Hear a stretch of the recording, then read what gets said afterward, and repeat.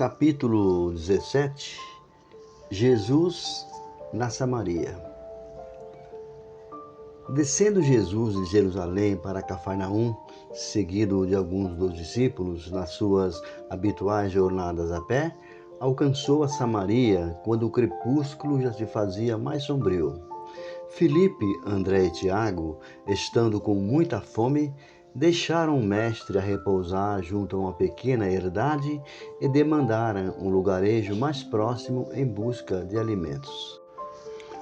O Messias, olhando em torno de si, reconheceu que se encontrava ao lado da fonte de Jacó, envolvida nos revérberos do sol que ia ceder o lugar às sombras da noite que se aproximava. Uma mulher acercou-se do antigo poço e observou que o mestre ia ao encontro com a bela e costumeira placidez do seu semblante e lhe pedia de beber. Como sendo tu um judeu, me pedes um favor a mim que sou samaritana? Interrogou surpreendida. Jesus descansou o seu olhar tranquilo e redarguiu a interlocutora. Os judeus e samaritanos terão porventura as necessidades diversas entre si? Bem se vê que não conheces o dom de Deus. Portanto, se houvesse guardado os mandamentos divinos, compreenderia que te posso dar água viva. Que vem a ser essa água viva? Inquiriu a samaritana impressionada. Onde tens, se essa água aqui existente é apenas deste poço? Por acaso serias maior do que o nosso pai Jacó, que nos deu desde o princípio? Mulher, água viva é aquela que sacia toda a sede e vem do amor infinito de Deus que santifica as criaturas. E envolvendo a samaritana no doce magnetismo de seu olhar, continuou: este poço de Jacó secará um dia. No leito de terra, onde agora repousam águas claras, a serpente poderá fazer seu ninho. Não sentes a verdade das minhas afirmativas ante tua sede de todos os dias? Não obstante levares cheio cântaro, voltará logo mais ao poço com a nova sede. Entretanto, os que beberam da água viva estarão certamente saciados. Para esses, não haverá mais necessidade material que se renova a cada instante da vida. Perene conforto lhes refrescará os corações pelos caminhos mais acidentados sob o sol ardente dos desertos do mundo. A mulher escutava presa de funda impressão aquelas palavras que lhe chegavam ao santuário do Espírito com solenidade de uma nova revelação.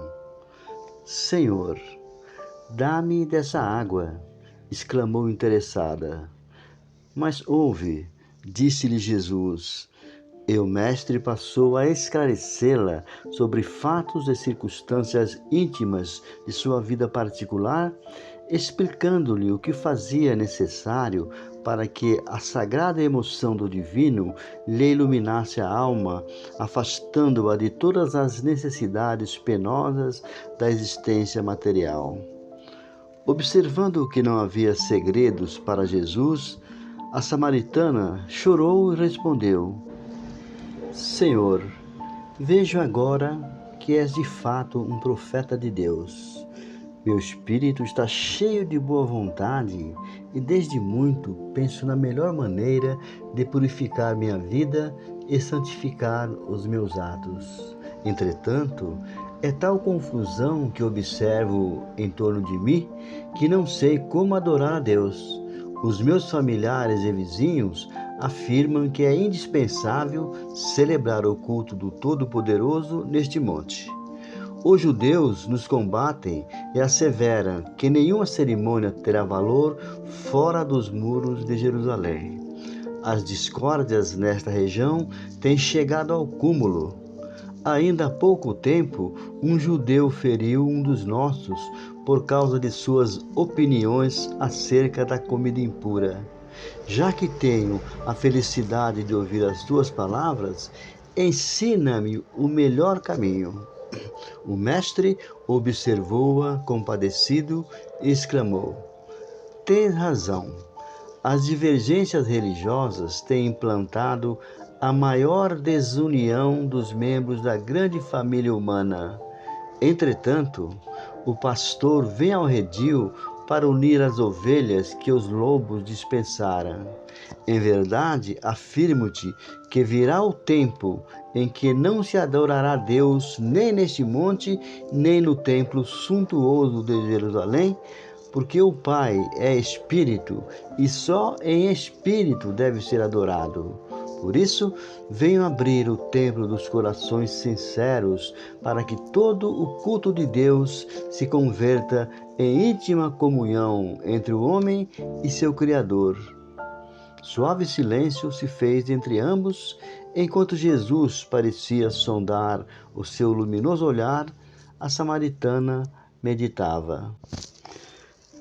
Daí a alguns instantes, acompanhado de grande número de populares, chegavam os discípulos, admirando-se todos de encontrarem o Messias em conversação íntima com uma mulher. Nenhum deles, todavia, se aventurou a qualquer observação menos digna ou imprudente. Observando que o Messias se preparava para retirar-se em busca da aldeia mais próxima, a samaritana, eminentemente impressionada com suas revelações, solicitou a presença de todos seus familiares e vizinhos, a fim de que o conhecessem e lhe ouvissem as palavras. Tiago e André haviam trazido pão e algumas frutas e insistiram com Jesus para que se alimentasse. O mestre, porém, aproveitou o instante para mais uma vez ensinar o caminho do reino com suas palavras amigas, compondo parábolas singelas. Muita gente se aglomerava para ouvi-lo. Eram viajantes que demandavam de regiões diferentes, a par de grande grupo de samaritanos com opiniões exaltadas. A enorme assembleia se pôs a caminho, mas o Messias continuou espalhando as suas promessas de esperança e consolação. Neste ínterim, Filipe consultou os companheiros e, aproximando-se de Jesus, rogou-lhe carinhosamente: Mestre, por favor, aceitai um pouco de pão. É indispensável cuidardes do sustento. Descansai e comei. Não te preocupes, Filipe, disse o Messias com um reconhecimento. Não tenho fome. Aliás, recebam um alimento que talvez os meus próprios discípulos ainda não puderam conhecer. Qual? Atalhou o apóstolo com interesse. Antes de tudo, o meu alimento é fazer a vontade daquele Pai misericordioso e justo que a este mundo me enviou a fim de ensinar o seu amor e sua verdade. Meu sustento é realizar sua obra. É verdade, observou o discípulo, olhando a multidão que os acompanhava. Vedes melhor os corações e não podemos perder esta oportunidade de divulgação da Boa Nova. Levaremos para Cafarnaum mais este triunfo, porque é incontestável que obstivestes aqui entre os samaritanos, um dos nossos maiores êxitos. Tiago e André ouviram silencioso esse diálogo. As palavras entusiásticas do apóstolo, o mestre sorriu e acrescentou: Não é isso propriamente o que me interessa. O êxito mundano pode ser uma ondulação de superfície. O que nós necessitamos em todas as situações é entender o que o Pai deseja de nós, com todo o seu elo, é do bem. Eu trabalho, mas sem me prender ao anseio das vitórias imediatas. E dirigindo o olhar para a turba compacta dos seus seguidores, exclamou aos companheiros: acaso poderemos admitir que já somos compreendidos? Acalmemo-nos por alguns instantes, a fim de ouvirmos a opinião do que nos seguem os passos. Fez-se silêncio entre eles e os 3 discípulos, de modo que, ao ouvir distintamente os diálogos travados entre os que o acompanhavam: acredita que este homem é o Cristo prometido?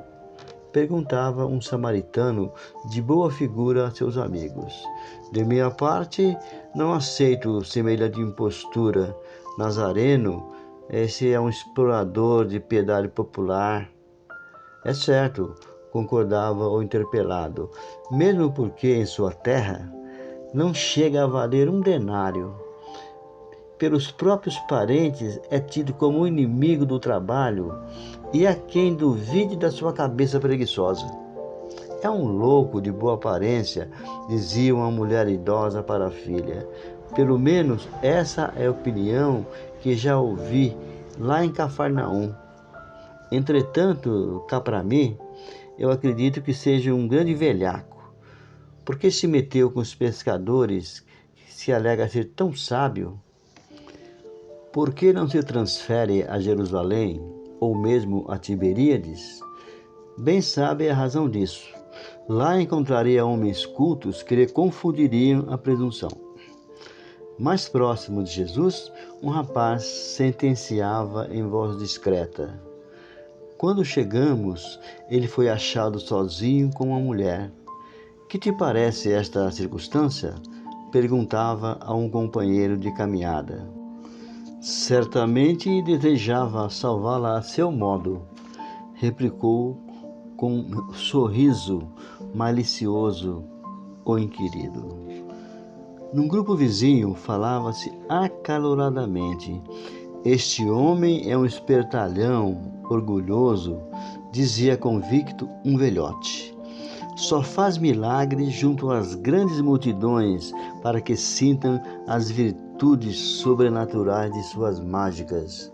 E não tem caridade, acrescentou o outro, pois ainda há pouco, quando o procuraram em Cafarnaum para um sinal do céu, fugiu para o monte sob o pretexto de orações. A noite começava a cair ao todo. No alto já brilhavam as primeiras estrelas. Jesus sentou-se com seus discípulos à margem do caminho por um momento de repouso. Tiago, André e Filipe estavam espantados com o que tinham visto e ouvido. Aparentemente, o mestre fora aureolado de imenso êxito. Entretanto, verificaram a profunda incompreensão do povo. Foi então que Jesus, com serenidade de todos os instantes, os esclareceu da sua bondade infinita e imperturbável. Não vos admireis da lição deste dia. Quando veio o Batista, procurou o deserto, nutrindo-se de mel selvagem.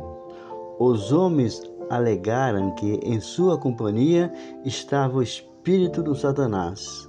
A mim, pelo motivo de participar das alegrias do Evangelho, chamam-me glutão, beberrão. Esta é a imagem do campo onde temos que operar. Por toda parte encontraremos samaritanos discutidores, atentos aos êxitos da preferência do mundo. Observai a estrada para não cairdes, porque o discípulo do Evangelho não se pode preocupar senão com a vontade de Deus, com seu trabalho sobre as vistas do Pai e com a aprovação da sua consciência. Capítulo 18. A oração dominical. Curada pelo Mestre Divino, A sogra de Simão Pedro ficara maravilhada com os poderes ocultos do Nazareno humilde que falava em nome de Deus, enlaçando os corações com sua fé profunda e ardente. Restabelecida em sua saúde, passou a pensar mais atentamente acerca do Pai que está nos céus, sempre pronto a atender às súplicas dos filhos. Chamando certo dia o genro para um exame mais detido do assunto, consultou-o sobre a possibilidade de pedirem a Jesus favores excepcionais para a sua família. Lembrava-lhe a circunstância de ser o mestre um emissário poderoso do reino de Deus que parecia muito próximo. Concitava-o a ponderar ao Messias que eles eram os seus primeiros colaboradores sinceros e a enumerar-lhes as necessidades prementes da família e a exiguidade do dinheiro, o peso do serviço doméstico, a casa pobre de recursos, a situação que as imensas possibilidades de Jesus, cheio de poderes prodigiosos, seriam capazes de remediar. O pescador simples e generoso, tentado em seus sentimentos humanos, examinou aquelas observações destinadas a lhe abrir os olhos com referência ao futuro. Entretanto, refletiu: Jesus era o mestre e nunca desprezava qualquer ensejo de ensinar o que realmente era proveitoso a seus discípulos. Acaso não saberia ele qual o melhor caminho? Não viam em sua presença alguma coisa como a própria presença de Deus? Aguardando, contudo, indeciso o espírito em face das ponderações familiares, buscou uma oportunidade de falar com o Messias acerca do assunto. Chegada que foi a ocasião, o apóstolo procurou provocar uma leve solução do problema, perguntando a Jesus com sinceridade ingênua: Mestre, será que Deus nos ouve todas as orações? Como não, Pedro? Respondeu Jesus solicitamente. Desde que começou a raciocinar, observou o homem que, acima de seus poderes reduzidos, havia um poder ilimitado que lhe criara o ambiente da vida. Todas as criaturas nascem com tendências para os mais altos e experimentam a necessidade de comungar com esse plano elevado, donde o Pai nos acompanha com seu amor. Toda justiça e sabedoria, onde as preces dos homens os procuram em nome diversos. Acreditarias, Simão, que em todos os séculos da vida humana recorreriam as almas incessantemente a uma porta silenciosa e inflexível, se nenhum resultado obtivessem? Não tenhas dúvida, todas as nossas orações são ouvidas. No entanto, exclamou respeitoso o discípulo, se Deus ouve as nossas súplicas de todos os seres, por que tamanha diferença entre a sorte?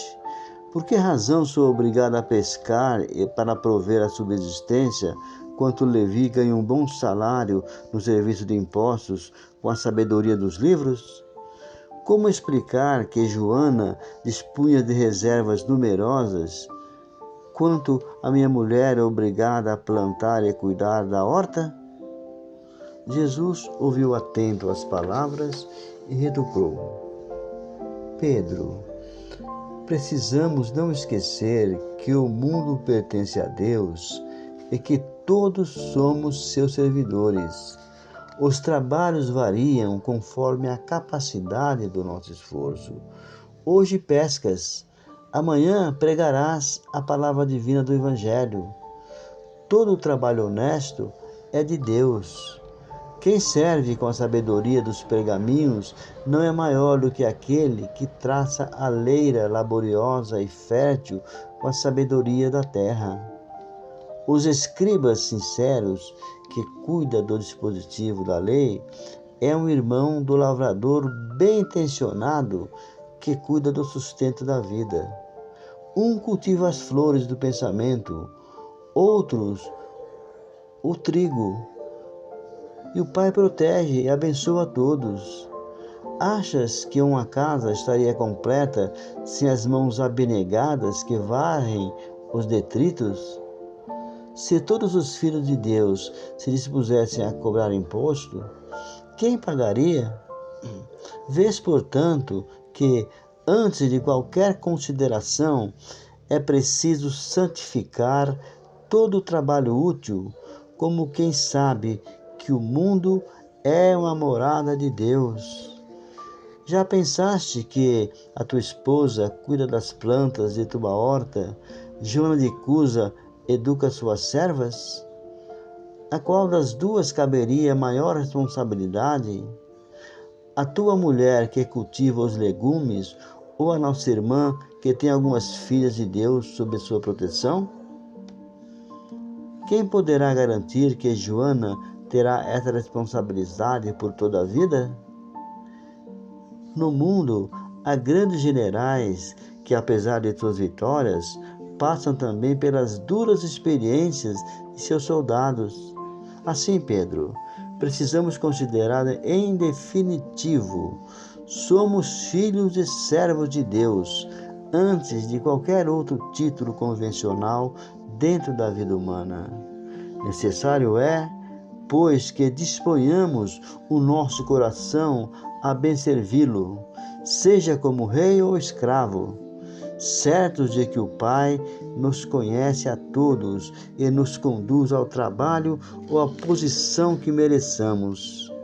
O discípulo ouviu atento aquelas explicações judiciosas e, conformado com os esclarecimentos recebidos, interrogou: Mestre, como devemos interpretar a oração?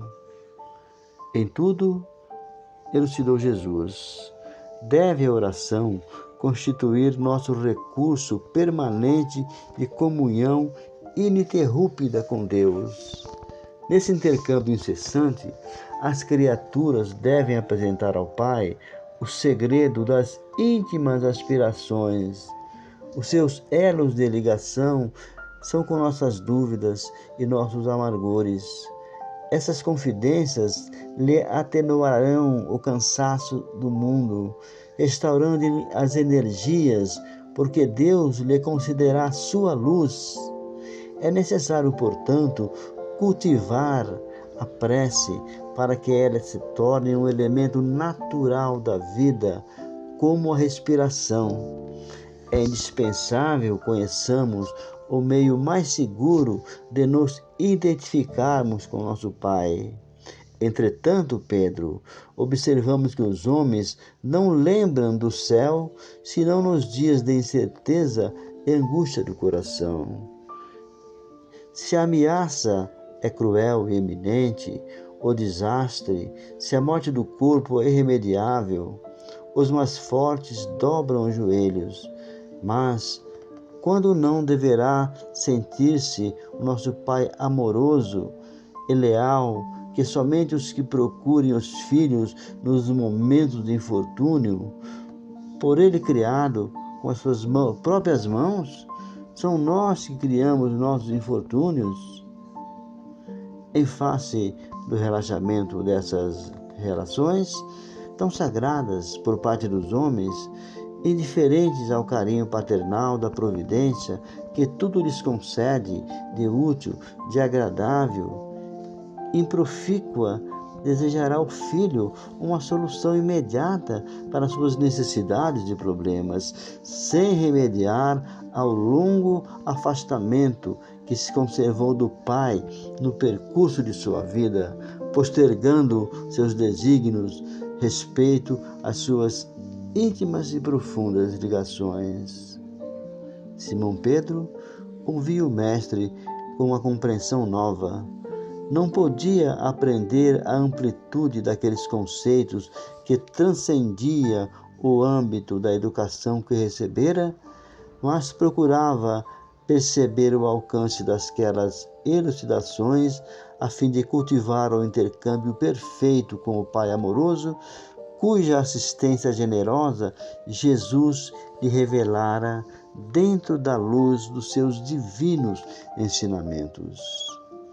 Decorrido alguns dias, estando o mestre a ensinar aos companheiros uma nova lição referente ao impulso natural da prece, Simão observou: Senhor, tenho procurado por todos os modos manter inalterável a minha comunhão com Deus, mas não tenho alcançado o objetivo de minhas súplicas. E o que tens pedido a Deus? Interrogou o mestre, sem se perturbar. Tenho implorado a sua bondade que aplane os meus caminhos com a solução de certos problemas materiais. Jesus contemplou longamente o discípulo como se examinasse a fragilidade dos elementos intelectuais de que podia dispor naquele momento para realizar a obra evangélica.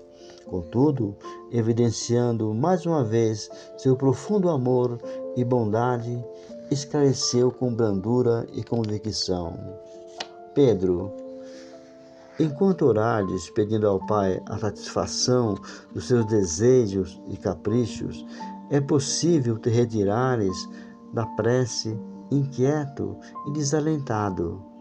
Mas sempre que solicitares as bênçãos de Deus, a fim de compreenderes sua vontade justa e sábia ao seu respeito, obterás pela oração os bens do divino consolo e da paz. O apóstolo guardou silêncio, demonstrando haver compreendido. Um dos filhos de Alfeu, porém, reconhecendo que o assunto interessava de sobremaneira a pequena comunidade reunida, adiantou-se para Jesus pedindo: Senhor, ensina-nos a orar.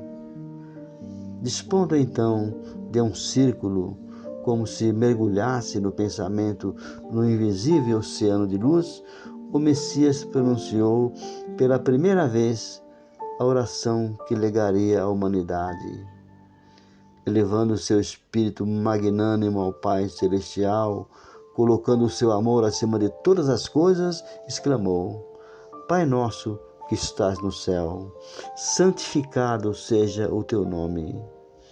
E ponderando a redenção das criaturas, nunca se poderá efetuar a misericórdia do Criador, considerada a imensa bagagem das imperfeições humanas. Ele continuou: Venha a nós o teu reino, dando a entender que a vontade de Deus, amorosa e justa, deve se cumprir em todas as circunstâncias. Seja feita a sua vontade, assim na terra como nos céus, esclarecendo que todas as possibilidades de saúde, trabalho, experiência chegam invariavelmente para os homens da fonte sagrada da proteção divina. E prosseguiu: O pão nosso de cada dia dai-nos hoje, mostrando que as criaturas estão sempre sob a ação das leis de compensações e que cada um precisa desvencilhar-se das penosas algemas do passado obscuro pela exemplificação sublime do amor, e acentuou: Perdoa-nos nossas dívidas, assim como nós perdoamos aos nossos devedores. Conhecedor, porém, das fragilidades humanas, para estabelecer o princípio da luta eterna dos cristãos contra o mal, terminou sua oração dizendo com infinita simplicidade: Não nos deixeis cair em tentação e livra-nos de todo mal, porque Teus são o reino, o poder e a glória para sempre. Assim seja. Levi, o mais intelectual dos discípulos, tomou nota das sagradas palavras para que a prece do Senhor fosse guardada em seus corações humildes e simples. A rogativa de Jesus continha, em síntese, todo o programa de esforço e edificação do cristianismo nascente. Desde aquele dia memorável, a oração singela de Jesus se espalhou como um perfume dos céus pelo mundo inteiro. Final do capítulo. Amigos e amigas, caros leitores, é muito importante que vocês curtam esse vídeo, compartilhem com os amigos, convidem os amigos para participar. É relevante para manter o nosso canal no ar e a divulgação da doutrina espírita. Abraço a todos.